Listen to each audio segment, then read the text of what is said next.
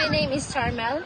Today, I will introduce our community to observe our surroundings while walking and understand the environmental situation in our area. I am currently here at Barangay Gaang where I observe different environmental conditions and community activities. As I walk along the beach, I can see different situations that affect the environment. In this area,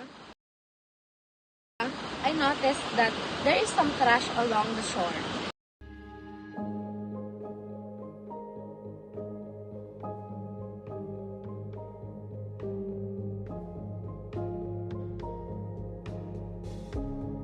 Improper waste disposal is one of the problems that can harm our environment and contribute to pollution.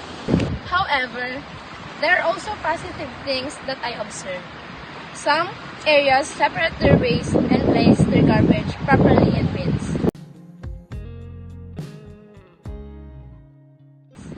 There are also areas where the surroundings are clean and organized.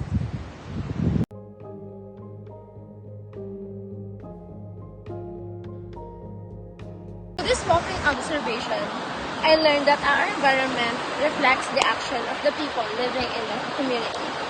Taking care of the surroundings is a shared responsibility. By practicing proper waste disposal and supporting environmental programs can help create a cleaner and healthier community for everyone.